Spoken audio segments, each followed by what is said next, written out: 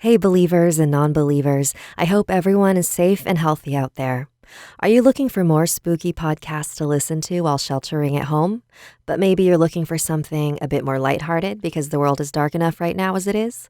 Then you should definitely check out Guide to the Unknown. It's a comedy podcast about horror, hosted by siblings Kristen Anderson and Will Rogers. They discuss spooky pop culture, urban legends, and the paranormal while keeping it cozy and light, because sometimes that's just what you need.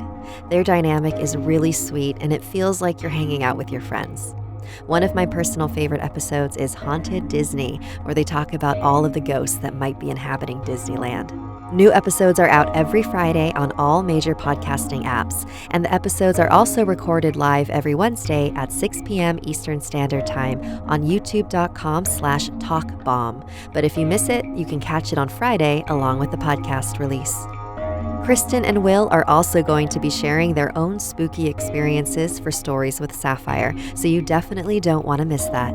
Go to gttupod.com for more information and follow at gttupod on social media. Hello, believers, non-believers, and everyone in between. You're listening to Stories with Sapphire. I am Sapphire Sandalo. Now get cozy and open your mind because it's story time.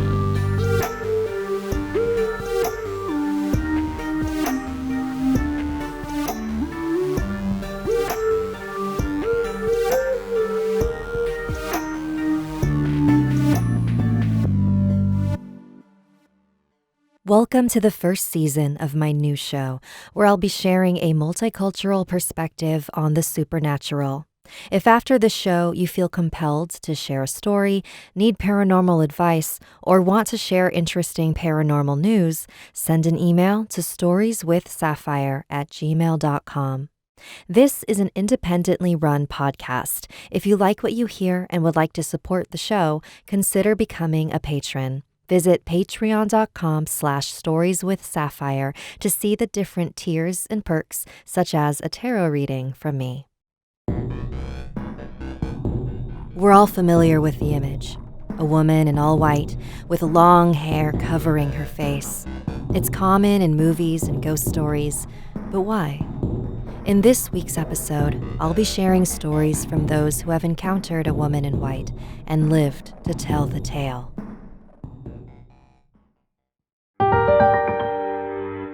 Chapter 1. She Wants My Baby. The following story was submitted by Aimy in the Philippines. She's had various paranormal experiences throughout her life, but this one has followed her for a very long time. Back when I was in 5th grade, when I was 12 years old, I used to go to this school in the Philippines, Baguio Central School. There was a rumor that the school was built on top of a cemetery and they never relocated the bodies. There was this house below the small hill that our school was built on. Supposedly, it was the home of the caretaker who used to watch the graveyard. He had passed away due to old age, and his wife committed suicide because she couldn't have kids. I was moving to Guam, so my friends and I decided to explore that house before I left. We climbed down the small hill towards the old house. The house wasn't really that big. It looked more like a small cottage made with wooden planks and coated with white paint. The roof was made of tin and it just laid on top of the structure. When we got to the door, my friends all tried to open it, but with no luck. I was the last one to try. I grabbed the door and was nearly dragged inside the house as the door opened quickly. I turned to my friends, only to see them running back up the hill screaming. I let go of the door and ran after them. I asked them why they just left me when I was able to open the door for us, and they told me that they saw a lady with long ginger-colored hair in a long white evening gown, beckoning me to come inside the house. I didn't see her at the time, but then I left the Philippines for Guam. It was the week before my birthday when I saw the lady for the first time. She looked exactly how my friends described her, but her throat was slit, and her neck was overflowing with blood. Since then, every week before my birthday, she always showed up. I wasn't sure what she wanted until I turned 16. The woman spoke to me and told me that all she ever wanted was to have a daughter of her own to raise, and she wanted me to fill that role. I just ignored her. Then, I gave birth to my daughter 2 years ago. But she does this weird thing where she doesn't seem like she's paying attention to me when I'm talking to her. She'd always be looking behind me. And she'd have these seemingly incoherent conversations with nobody, where she'd be babbling on for hours. Ever since I had my daughter, that lady stopped showing herself to me. But I don't think that means she's gone. I think she's trying to mother my daughter. But I have yet to find out, since my daughter doesn't speak in full sentences yet. I wonder if she'll remember those conversations as she gets older, and I wonder if that woman will still be around.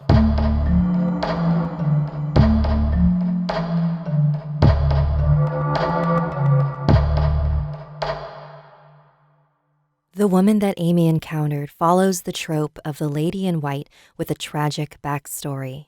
This woman was never able to have a daughter of her own and is now looking to fill that void in her afterlife. We see this particular theme a lot with other female ghosts. La Llorona regrets killing her sons and spends eternity searching for them.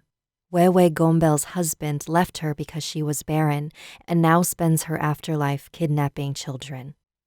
Ghost stories and urban legends act as cautionary tales. Don't follow in their footsteps or else you'll have the same fate. So what do these stories tell us about our expectations of women? Women are nothing without children. As someone who has not fully decided whether or not I want to have children, I definitely feel this societal pressure every day. There's no right time to have them, so have them before you regret it, they say. I understand that many women do want to be mothers, and if the woman that appeared to Aimy was the wife of the caretaker, she wanted to be a mother so badly that she couldn't bear the pain of living anymore. Our society doesn't celebrate alternative ways of conceiving or parenting as much as we do those who get pregnant naturally. Think of the last time you went to a baby shower and the last time you went to an adoption party. It seems to me that it took passing on for this spirit to understand that you don't need to carry a child for 9 months for it to be yours. You can still be a mother figure to someone. Unfortunately for Aimy and her daughter, they became the target of that affection. Chapter 2. It was you all along. I'm Cheri, Passell, and I live in Hudson, Ohio. Supernatural experiences have been following Cheri since her teenage years, but the following story is the one that sticks out as the most significant and meaningful. It was a very hot summer. It was 1983. I think it's one of the hottest summers on record, and it was like over 100 degrees for like 2 months. We were living in Charleston, West Virginia, in a little house with no air conditioning, and it was a very unpleasant summer. And one night in June, it was so hot, and my husband and I both had to work the next day. We couldn't sleep. We had a house guest, which is an added thing that you'll understand later. When you can't sleep, you know how you flop from your back to your front and your back to your front? I know I wasn't sleeping because I was thinking, and I kept looking at the clock like, now I'm only going to get 3 hours of sleep. Oh, great. Now I'm only going to get 2 hours of sleep. It was terrible. And so I'm on my stomach trying to sleep and then furiously mad, I'm not sleeping. And I slipped my back. And there's a woman standing over me. She wasn't really floating. She was standing over me. And her face was, like 2 inches from my face. And she had a look on her face like she was studying me. And I just screamed. She was there. I mean, it was so real. And I was not sleeping. And my husband is a no-nonsense guy. Normally, I can imagine him saying, shut up, go back to sleep. But he could see that I was genuinely afraid. So we got up, we watched TV for a while, Then he said, "Are you feeling better?" And I'm like, yeah, okay, let's try to sleep. And so we did, and we turned the television off and turned the lights back off. But then the minute we turned the TV off, we hear our house guests screaming, "Get out of my room, get out of my room." So I said to my husband, "You better please go check that out. Please don't make me go." And so he went in, and she was real confused. She said, "There was a woman here. Get her out of here, get her out of here." And when we got up the next morning, we said, "Are you okay? Did you sleep after that?" And she said, "What are you talking about?" And Brian said, "Well, I went in. You were upset. You were saying, 'Get out of my room.'" And she said, I must have been talking in my sleep." She said, "I don't remember that at all." It stuck with me, and it became the ghost story that I would tell my Lauren and her friends, around a campfire. Lauren is Cheri's daughter. Tell us the story about the ghost, and I would always tell it. And then when Lauren was in college and just about ready to, I think she was probably 20, 21, and she was about ready to graduate, we were out to dinner with one of her friends from grade school. And she said, "Oh, tell me that story again, Mrs. Passell." And I said, "Oh, Ginger, you've heard this story so many times." And she said, "No, please, tell me. So I told her. She said, "What did she look like?" And I said, "Oh, well, I can see her just as plain as day. It's like it was yesterday." She was very fair and very fine boned and kind of pointy features. And I said, "She looked like," and then I just gasped, and I thought, "Oh my God, she looked like Lauren." It was Lauren. But I didn't realize it until Lauren grew up. When she was a little girl, she didn't exactly look like that. But when I picture her now, it was Lauren. I never realized till that I told her that story that night, And Sylvia Brown says that our spirit selves look like we're 20 or 21 years old. Anyway, I'm positive that my daughter came to see me. Okay, here's the icing on the cake. That was June of 83, and Lauren was born in March of 84. So that's pretty much it was pretty much 9 months to the day that this happened to me. But Lauren, I think Lauren found it very comforting. Like, we have a very close bond. I don't want to say closer than most mothers and daughters. I don't know what they experience, but it just seems like that it's unusually close to me. And so Lauren was like, "Yeah, of course I did." To Lauren, it just made so much sense. I think it kind of confirmed what I always believed. Because I believe that energy doesn't die and our souls don't die, and they're out there somewhere. And if in trying to understand where they are or what actually is happening is just too exhausting for me. So I've always kind of believed that. So that was real extra cool to thinking like, oh, that's what I've always believed is true. This was not the only time that Cheri had been visited by a mysterious woman. This was probably, I'm trying to think of what year, like 1993. We live in Cleveland, Ohio, and a lot of our family lives in Western Pennsylvania. So we visited my husband Brian's grandmother a lot. And when Lauren was a little girl, we would just take her over like for Sunday dinner or whatever. And it was going to be Memorial Day weekend, and we were going to go stay for the weekend. And the night before we were going to leave, the night before Memorial Day, I had the most real dream I've ever had in my life. And a woman came to me, and I couldn't see her face, but I could feel her. I could feel her arms around me. I could actually feel the touch. And she was saying to me, "Please don't cry. Please don't cry. It's okay. I have to go, but you're going to be okay. Everybody's going to be okay. Don't worry about me. I'm fine." And it was one of those dreams that you have right before you wake up in the morning, because I'd gotten up at maybe 5:30 and looked at the clock and thought, "I'm not getting up now. I'm going back to sleep." And that's when I had the dream. And I woke up and my pillow was sopping wet. I was crying, actually crying. And Brian's like, what is wrong with you? And I said, I told him all about the dream. I said, that was really freaky. That was so freaky it was like it really happened. And so, okay, we get in the car to go over to Brian's grandmother's house, and we find her dead on the bathroom floor. And she had been brushing her teeth. She had gotten up in the morning and brushed her teeth. So it would have been about the time I was dreaming that she had died. When Cheri had woken from her dream, she told her husband Brian about it, but neither of them assigned any meaning to it at the time. Neither of us associated it with anything. We didn't know that she had died.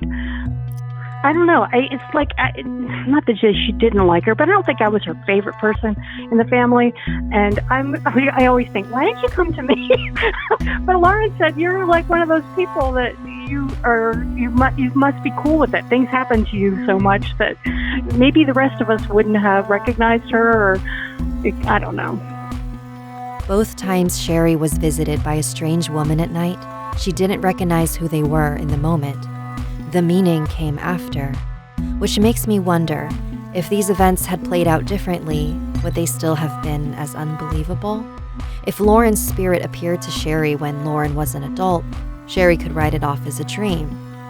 Without attaching any meaning, Cheri was able to recall the events from a purely objective standpoint, which also makes me wonder, have I had any dreams or strange occurrences that made no sense at the time, but might in the future? That's why I like these stories, because I have witnesses for these. Two of my best stories, I have validation. Chapter 3. The Horror at the Great Star Theater. Well, I grew up on ghost stories, so it's always kind of been on my radar. This is Ying from Berkeley, California.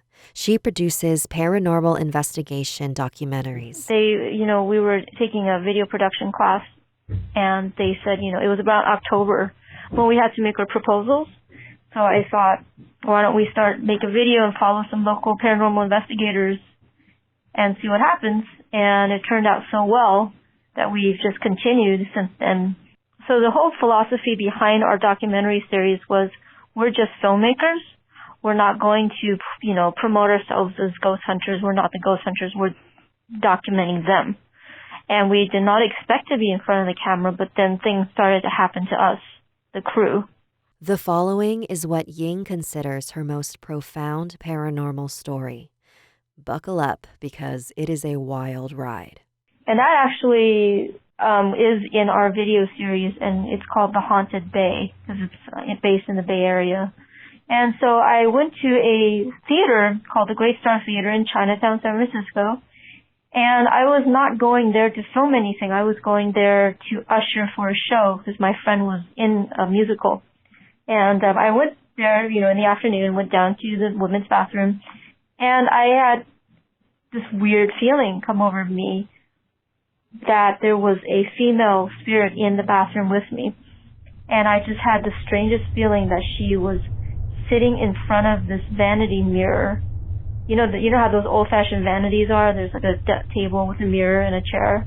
I felt weirdly drawn to that. And I sat down, put my purse on the table, and just stared at myself in the mirror, which I don't usually do. And it was weird. So I just kind of sat there and stared at myself. And I had an image that it was an Asian woman with long hair. And so, which sounds pretty cliche, but that's what I saw in my head. Not with my eyes, but in my head. So I went upstairs, and I talked to the bartender, and I asked her, I did not tell her what I saw in my head specifically. I just asked her, do you have ghost stories in this theater? And she said, yeah, my friend was here yesterday, and she came up from the bathroom and said there's a female ghost down in the bathroom. So I asked if we could set up a paranormal investigation, and and so I talked to the manager. He's not there anymore, and the theater's closed now, but when he was there, he said yes.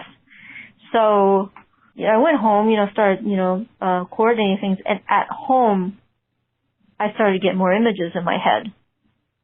And I saw her in like almost grainy black and white film in my head. She was an Asian woman. She was tall, with long hair, wearing a white gown, that she had gone mad. And I had a feeling that something horrible had happened to her. She was probably raped, and that maybe she was trafficked, and that I had a feeling that suicide may have been what caused her death. It was mostly just feelings and images of her going mad, basically. I set up first the Alameda paranormal researchers to come into the theater, and I made sure not to tell them what I had felt or seen in my head. And so we get there, and at one point, one of the investigators is on the stage, and me and someone else are in the backstage area, and we hear him kind of say, "Oh shit." And so we run towards the front of the stage and we ask him what, and he said, "I just saw like this woman just float across the doorway, because there's a lobby area between the auditorium. You have to leave the auditorium, cross the hallway in the lobby, and go down to the women's bathroom. So that doorway, he saw and what he described was a woman in white. And he even was embarrassed to say that, because that's like, really cliche. But he saw the same thing that I had seen in my head. And so that seemed to be pretty, like a confirmation. And then later we brought in a psychic medium, and her name is June Hearn. And we didn't tell her anything either. And we brought her around. She felt several ghosts, but we brought her down to the women's bathroom, and she's like, "Wow, there's a woman crying here, and she's really, really suffering, and she's crying for her mother. And I feel like there was a suicide." And then the story doesn't end. We wrapped up our filming, and then we actually showed that in the theater itself, because the director of photography on our team, he is an actual feature filmmaker, and he has a kind of a Filipino vampire movie called Vampiraya, and so we set it up so that he would show his movie at the theater, and before that we showed the haunted bay.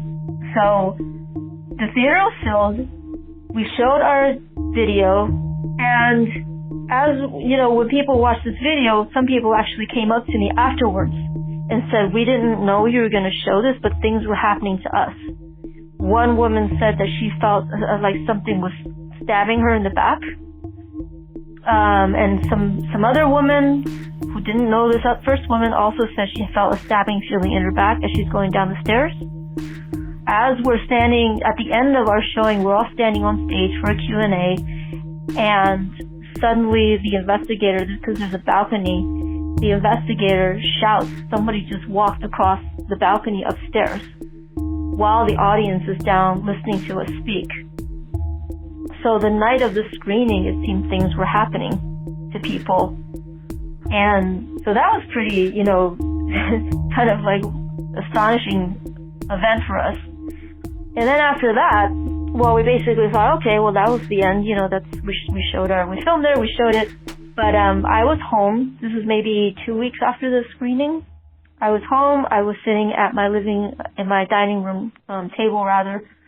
And I was just sitting there at night meditating, and my back behind me is the doorway to my kitchen. So I'm sitting there meditating, and I'm not thinking about anything paranormal. I'm thinking about just mundane life problems. And suddenly I get this feeling that the woman from the theater walked right through the doorway and was standing behind me. And all of the hair on the back of my neck stood up, and I jumped up, and I quickly ran to the living room couch, and I called my director of photography. I'm like, "Oh my God, I think she's here. I think she followed me." And he says to me, "Do you think it's all in your head?" And I said, "Well, I don't know. I just know I feel this very strongly right now. And as I'm sitting on my living room couch, I feel her walking towards me and reaching out to touch me. And I shrink back, and I'm basically saying out loud, 'You can't be here. You can't be here.'" And this basically went on for about 2 hours, from 11 p.m. to 1 a.m. I felt she was there in my place. And again, this is not something I'm seeing with my eyes. It's all in my mind's eye and the feeling. So after she was gone, I was like, the next day I was like, I don't know, maybe it was all in my head.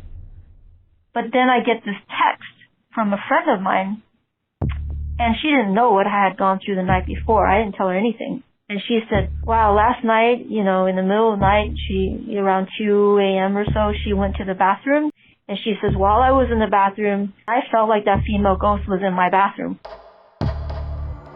And she said, then I ran to bed, and I covered my face with the blanket, and I looked back up, and I swore I turned the bathroom light off, and it was on again. And so I literally dropped the phone when I saw her text message, because I was about to dismiss it as, okay, maybe I was just tripping. I was just imagining things. But the timeline was like, wait a minute, she left my place about 1 a.m. And then about an hour or so later, she's at my friend's house. So, and then it doesn't end there. I try to find ways to raise money for our videos because I don't, actually make any money from these. So I organized a ghost tour of several locations near the Chinatown area in San Francisco, and I included the Great Star Theater. I'm organizing this ghost tour, and as part of the ghost tour, I'm going to talk about the history. And so I researched the history of Chinatown in San Francisco back in the 1800s, and I got this book called The Barbary Coast, which is, what this area of San Francisco used to be called. It's like a huge red light district back in the day. It was called the Barbary Coast, and I read it, and there was a section about Chinatown, and it talks about the Chinatown sex slaves.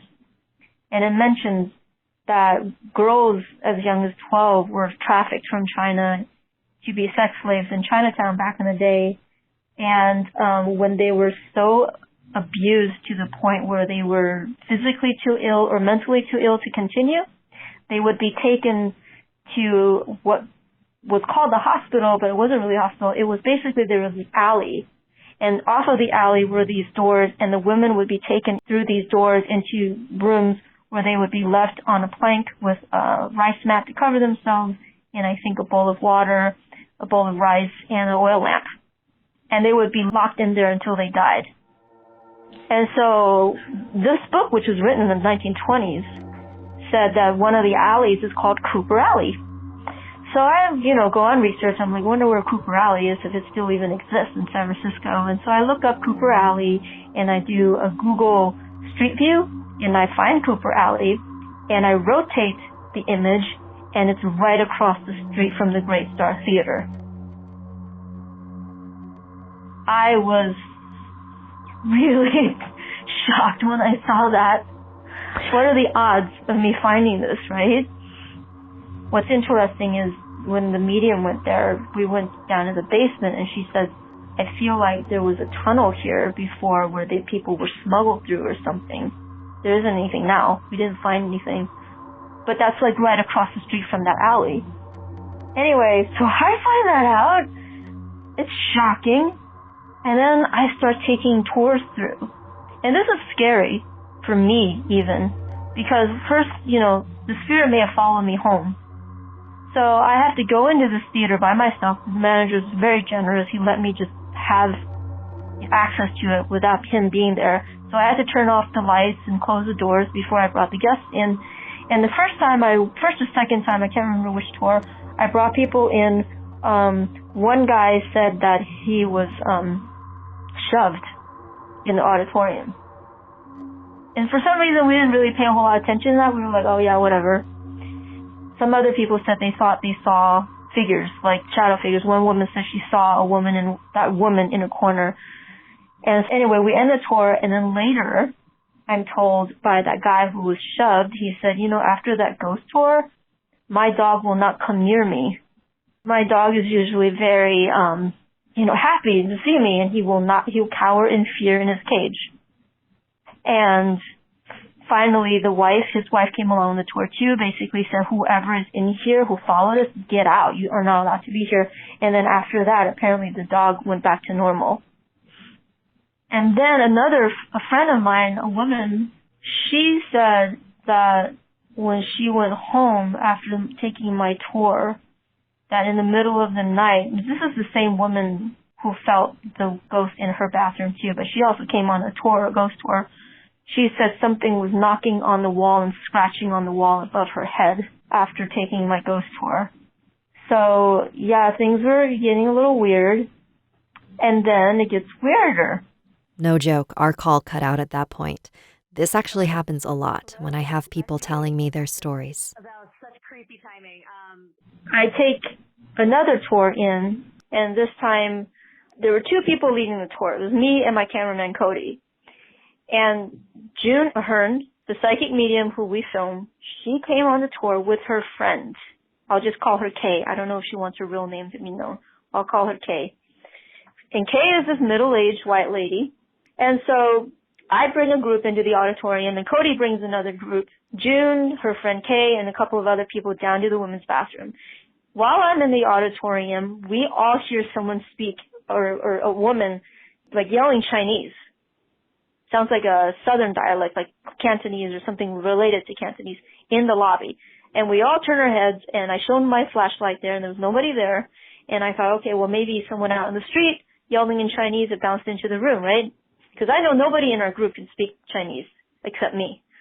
And so suddenly one person from downstairs in the women's bathroom comes to me, and she's like, Kay is really upset. And I look outside, and June is trying to comfort her. And apparently, while they were down in the women's bathroom, Kay runs out of the bathroom and starts speaking like something that sounds like Chinese. And this is a white middle-aged lady who's never taken Chinese class before. She's saying something that sounds like Chinese. My cameraman recorded it, actually, her audio. So she said she felt like a spirit was trying to jump into her body, and she had to run out of the women's bathroom and get it out of her. And that was the time when she was saying something that sounded like Chinese, and I've been listening to it, and it doesn't even sound like modern-day Cantonese. It sounds like either some other dialect from some small town or something. It sounds like southern coastal dialect to me, or some dialect from a long time ago. Somewhere around that time, June Ahern, the psychic medium who's been doing this for like decades and who's really confident around ghosts, something slaps her across the head and punches her between the shoulder blades. The energy in this place is getting stronger and stronger to the point where people are being touched, people are being, I don't know, maybe what you call possessed or whatever. So it got to the point where I was like, I don't even know if it's safe for me to bring people in here, because I did not expect that. It ends there. Yeah, the theater closed. I was not able to bring any more tours through there, and it's still closed. You know, I started out, in quotes, believing in ghosts, and what I mean by in quotes is I thought it was fun and cool, but there's some, deep inside I was still unsure.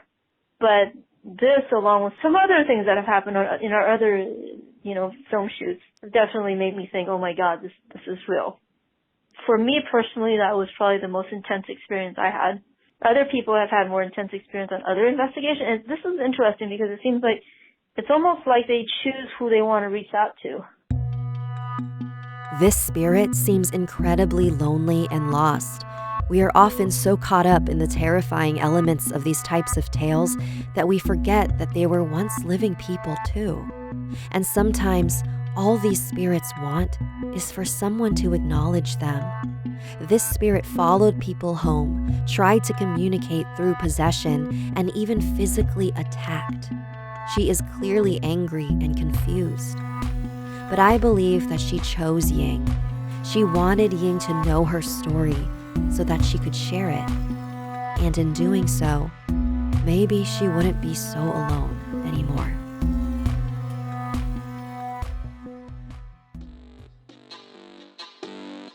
Thanks for listening. Don't forget to subscribe on Apple Podcasts and leave a rating and review to help boost the show's visibility. And head to patreon.com/storieswithsapphire to see the perks you'll receive by supporting the show. Have you ever encountered a woman in white? Let me know at storieswithsapphire@gmail.com. Salamat and good night. Stories with Sapphire is created and produced by me, Sapphire Sandalo. She Wants My Baby was written by Aimy. Special thanks to my guests Cheri, Passell, and Ying. Music written by Sapphire Sandalo. For more information on this episode and my guests, visit storieswithsapphire.com.